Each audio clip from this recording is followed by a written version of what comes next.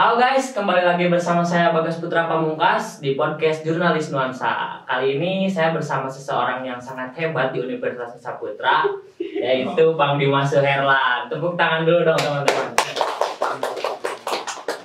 Oke, Bang Dimas, gimana Bang kabarnya? Sehat Bang? Alhamdulillah sehat guys. Bagas sehat guys. Alhamdulillah sehat. Mungkin sebelum kita ngobrol lebih dalam Bang mengenai siapa sih sebenarnya sosok Bang Dimas, kita sapa dulu teman-teman yang ada di rumah Bang ya. Oh, kita sapa dulu guys. Sapa dulu dong. Jadi Siapa? Bagas punya jargon nih Bang di podcast. Kalau Bagas bilang berkuterian pods, teman-teman yang ada di rumah bisa bilang berkomunikasi untuk terkoneksi. Kita Oh, coba gitu ya, Bang. Mas? Coba ya. Oke, siap Coba. guys.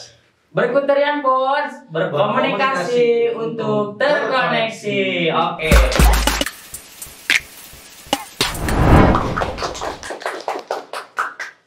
Oke, Bang Dimas Suherlan, mantap. Boleh perkenalan dulu mungkin Bang sebelumnya. Oke, izin kenalan ya. Perkenalkan nama saya Dimas Suherlan.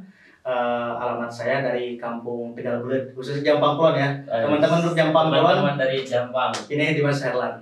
Saya sedang berkuliah di Universitas Nusa Putra dan saya mengambil jurusan manajemen semester 4. Gitu guys. Mantap. Buat kesibukan Abang nih di semester 4 ya Bang ya tadi. Iya. Apa aja sih Bang kesibukannya? Mungkin untuk kesibukan ya kesibukan main ya. Tapi enggak juga sih guys. Kita di semester 4 ini Dimas sendiri kesibukannya sedang lagi buat jurnal-jurnal buat teman-teman yang semester 4 ya, merasakan bagaimana capeknya untuk membuat jurnal. Dan juga Dimas juga sibuk di organisasi mungkin ya. Nah itu guys. Oh, di organisasi juga Abang ikut aktif ya Bang ya? Ya mudah-mudahan. Kalau boleh di-spill organisasinya apa aja sih Bang yang pernah Abang ikutin? Oke, untuk organisasinya gimana guys? Dari SMP kah? Dari mana kah ini? Boleh Bang, mungkin dari Abang SD juga boleh Bang. Enggak Bang, jangan dari SMA mungkin Bang ya, karena pemuda-pemuda di masa SMA itu lagi gencar-gencarnya berorganisasi gitu Bang ya biasanya. Siap. Untuk Dimas sendiri teman-teman di podcast ya, pertama itu di SMP ya, tapi di SMK ya nanya. Untuk di SMK Dimas sendiri dulu wakil ketua OSIS dari SMK Kesehatan Puja Medika Husada. Setelah itu Dimas menjabat sebagai ketua PMR, yang suka PMR kalau terus juga setelah itu Dimas menjabat lagi baru kelas 2 itu sebagai ketua OSIS, ketua OSISnya ya. Setelah ketua OSIS lanjut, saya menjadi ketua Poksi. Teman-teman yang Poksi ya, Poksi. Ini Dimas gitu. Terus setelah kelas 2 saya sebagai ketua MPK. Setelah ketua MPK saya langsung ke Korwil Jabar tentang bela diri taekwondo gitu teman-teman. Terus kuliah. Nah, boleh Bang, lanjut nih, menarik. Soalnya Abang dari SMA juga kelihatannya udah aktif banget ya Bang berorganisasi. Mungkin sebelum lanjut ke kuliah Bang, kenapa sih bisa senang berorganisasi gitu kan? Jarang-jarang Bang ya orang yang kayaknya sibuk dengan organisasi itu enggan gitu. Oke, siap guys. Mungkin kenapa saya sibuk di organisasi karena mungkin dari orang tua saya ataupun kakek-kakek saya itu adalah salah satu politisi. Karena dari kecil, dari saya umur 5 tahun udah masuk TK nih. Udah masuk TK itu sudah mendengarkan doktrin-doktrin politis ataupun politik-politik. Jadi sehingga saya pun mau tidak mau ya terjerumus juga gitu guys. Terjerumus juga masuk ke organisasi sehingga mau tidak mau saya pun sering mendengar dari orang tua saya, dari kakek saya, ibu saya, mamang saya, tante saya, om saya, itu salah satunya aktivis politis yang ada di Kabupaten Sukabumi. Jadi dari background keluarga juga mungkin Ya, mungkin seperti itu guys. Mendorong gitu teman-teman. Ya. Kalau di kampus Bang nih lanjut. Oke. Tadi kan di SMA ya, sekarang di Siap. kampus. Untuk di kampus mungkin beberapa organisasi, kalau di internal ya, kampus, salah satunya Jurnalis Nuansa yang mungkin saat ini ngadain acara ini ya. Jurnalis Nuansa, yang kedua di himpunan juga Manajemen Student Association. Nah, kebanyakan Dimas sendiri itu gak di kampus, namun di eksternalnya, di luar kampus gitu Bang di ya. luar. Nah, untuk di luar mungkin Dimas selaku BPH dari GMNI, Gerakan Mahasiswa Nasional Indonesia. Terus juga ada Korwil Jawa Barat, Duta Bela Negara Provinsi Jawa Barat. Ada juga Korwil Bela Diri Taekwondo se-Indonesia. Dan juga kemarin alhamdulillah udah mendapatkan presidium ataupun presidium dari Bela Negara Nasional gitu teman-teman. Cerita awalnya bisa ikutan organisasi yang ada di luar kampus itu gimana sih Bang? Kan kebanyakan seperti saya nih Bang ya, maba-maba gitu ya. Ikutan organisasi itu cuma yang ada di dalam kampus aja gitu. Sampai kita nyari-nyari relasi pengen ikutan organisasi eksternal itu gimana sih Bang kisah awalnya Abang dulu gitu bisa ikutan? Mungkin dulu itu pertama dari Mabim ya teman-teman. Apalagi yang masuk Nusa Putra tahu Mabim. Dulu itu saya sebagai peserta ada banyak aktivis yang berbicara di depan. Salah satunya saya pengen, bagaimanapun saya pengen menjadi pemimpin hebat di Nusa Putra. Itu cita-cita saya dulu. Nah, tumbuhlah ambisius di diri saya. Saya pengen jadi ketua bukan anggota. Nah, itu salah satunya sehingga menggiring saya, mindset saya seperti itu untuk masuk ke organisasi-organisasi dan saya mencari jati diri saya gitu teman-teman. Mencari jati diri saya itu karena saya pengen organisasi yang saya ikuti itu bisa menaungi diri saya, baik dari finansial, baik dari keorganisasian, manajemen keorganisasian itu bisa menopang hidup saya gitu nantinya ke depannya. Apalagi Akang sendiri mau PKL gitu, harus cari relasi guys. Betul. Jadi banyak kebutuhan yang terpenuhi oleh organisasi. Nah, benar guys. Karena gini teman-teman, ini boleh dicatat ya atau digarisbawahi guys teman-teman yang sana. Karena ilmu yang didapatkan di kelas belum tentu sesuai dengan ilmu yang ada di organisasi. Karena banyak teman saya, teman-teman, yang lulusannya universitas perguruan tinggi yang IPK-nya 4, mereka masih menganggur, mereka masih memikirkan gajinya berapa. Itu yang disayangkan sekali. Ternyata setelah saya analisis, setelah saya tanya-tanya gitu supaya saya gak gitu lagi gitu. Karena mereka menjawab, saya sayang sekali dulu gak ikutan organisasi karena di akademik saja cuma memikirkan akademik gitu. Tanpa kita harus bersosialisasi dengan organisasi, bagaimana kita menghormati pimpinan kita, bagaimana manajemen organisasi, itu salah satunya. Karena kita juga harus diajarkan seperti itu gitu. Tapi banyak juga teman saya yang IPK-nya 3, 2,5, itu mereka dengan memiliki gaji yang hebat, terus mereka memiliki tempat strategis di perusahaan tersebut. Salah satunya kenapa? Karena mereka memiliki pertama yaitu relasi. Betul. Seperti ini teman-teman, saya contohkan. Saya misalnya setelah lulus, Bagas sudah kerja di perusahaan. Halo Bagas, apakah ada kerjaan Gas? Kan itu udah Bagas ya. Gitu. Nah, jadi itu kunci relasi itu penting banget seriusan. Karena di Indonesia gak pakai orang dalam gak masuk guys. Gak pakai orang dalam gak masuk guys. Betul. Susah banget ya Bang. Ya gitu guys. Jadi kuncinya ada di orang dalam. Gitu juga guys. Enggak. Kuncinya ada di relasi guys. Karena pemerintah siap. Bercanda tadi dikat ya teman-teman. Jadi karena relasi itu menjadi salah satu kata kunci kesuksesan guys ya. Kalau tadi kita lihat dari kisah-kisah Bang Dimas gitu ya. Terus ada guys fakta yang menariknya dari Bang Dimas. Saya pernah baca salah satu website Bang di Google. Di situ ada tuh nama Abang Bang. Oh iya. Abang cukup terkenal juga nih Bang di kampus Universitas Nusa Putra ya Bang khususnya. Bahkan sampai di skala luar juga Bang gitu. Gimana sih Bang ceritanya Abang bisa sampai sedikenal itu gitu Bang? Mungkin orang tahunya di artikel ya. Maaf ya teman-teman ya. Bukan itu, tapi sebenarnya banyak orang yang nggak tahu. Dimas juga salah satunya konten kreator yang mungkin yang di subscriber YouTube Dimas Herlan. Nanti boleh subscribe juga ya. Boleh subscribe guys nanti. Boleh di subscribe juga. Nah, kenapa di sana dulu itu gak pengen jadi konten kreator guys, cuman Dimas itu pengen mengenang masa-masa lalu Dimas gitu. Dan diciptakannya YouTube iseng-iseng lah. Ternyata alhamdulillah subscribernya naik. Ya lewat jurnalis yang di jurnalis boleh subscribe juga gitu.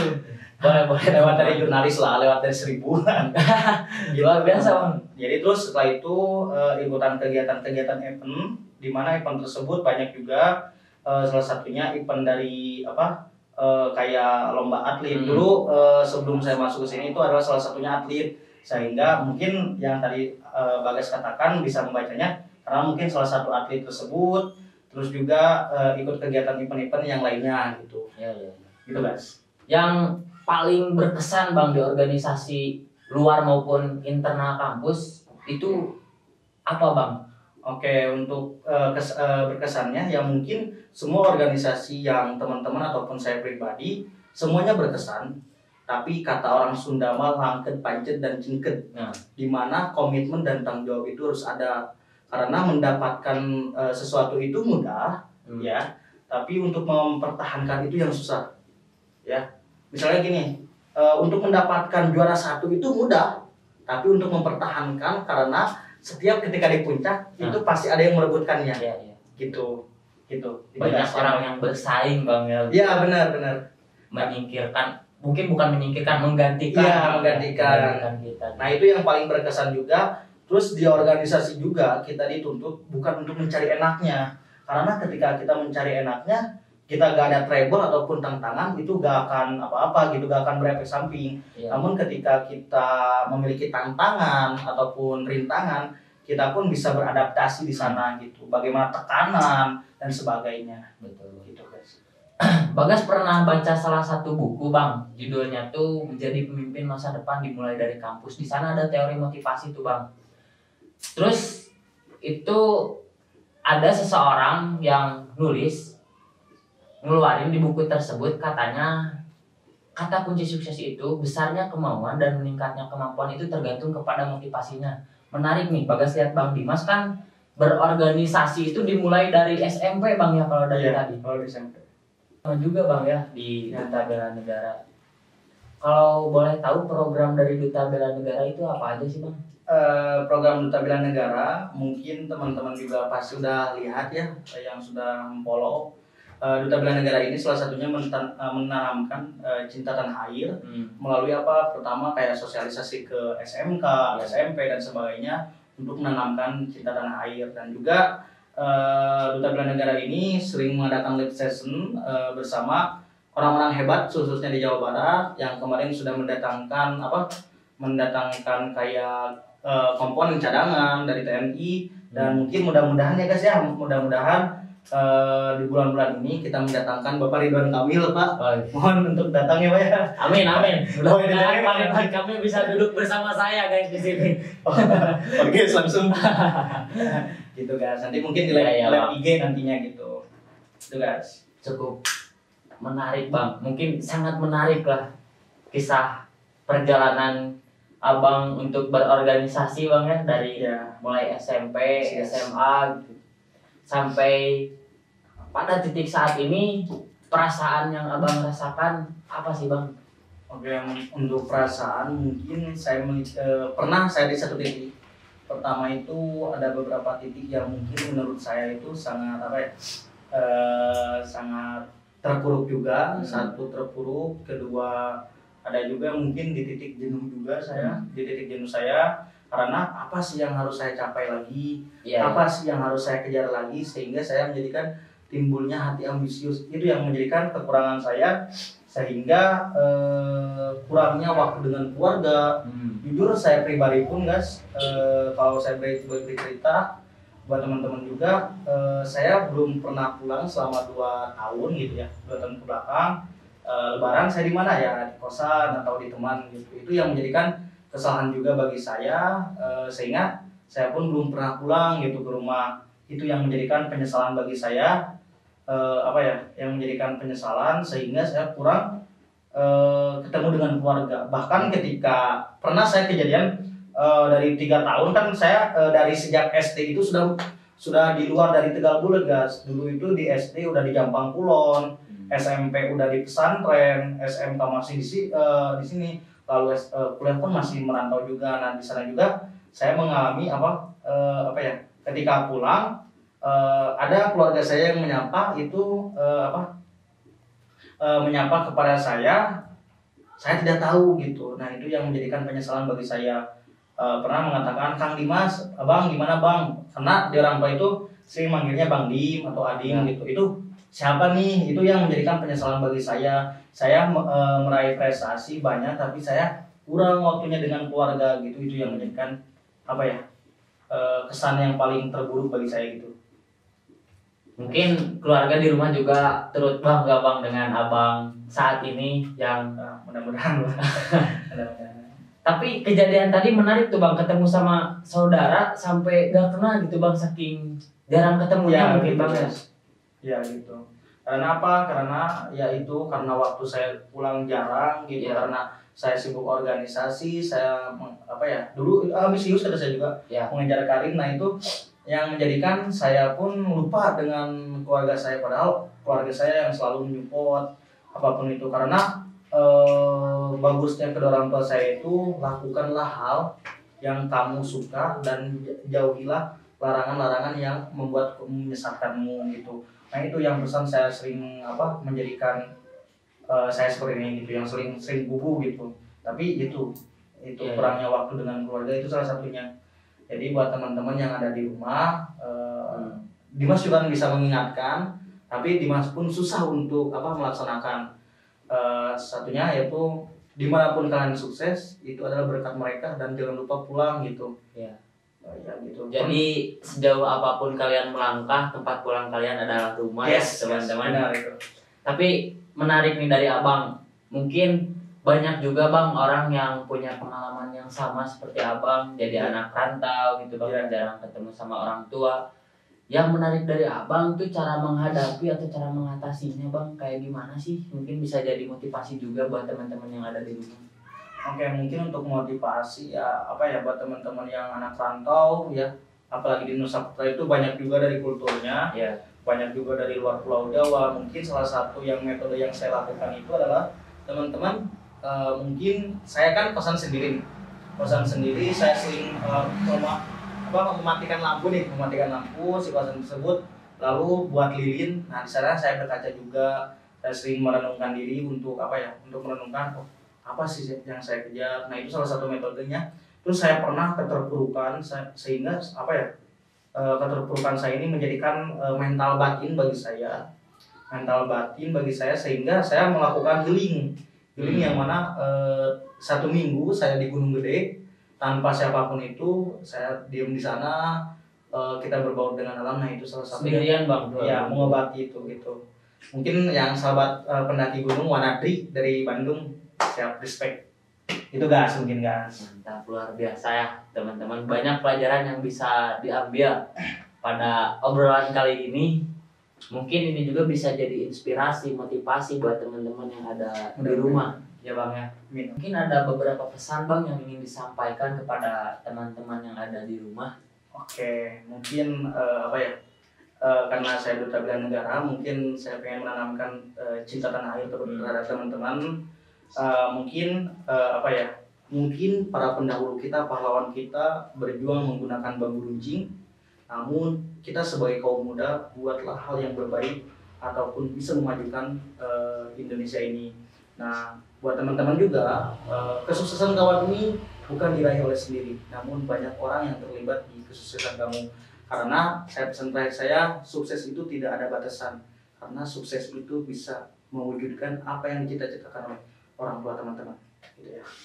Mantap, menarik. Mungkin terakhir teman-temannya dari saya, banyak obrolan yang menarik sebenarnya, tapi ada pelajaran yang menekan kepada perasaan saya.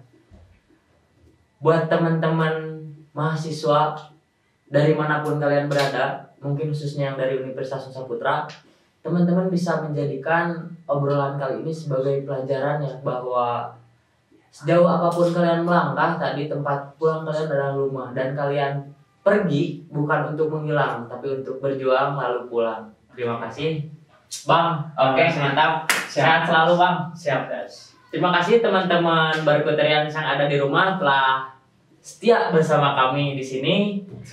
Mudah-mudahan kita bisa bertemu lagi di pertemuan berikutnya. Saya Bagas Putra Pamungkas dan Dimas Merlan pamit undur diri. Wassalamualaikum warahmatullahi wabarakatuh.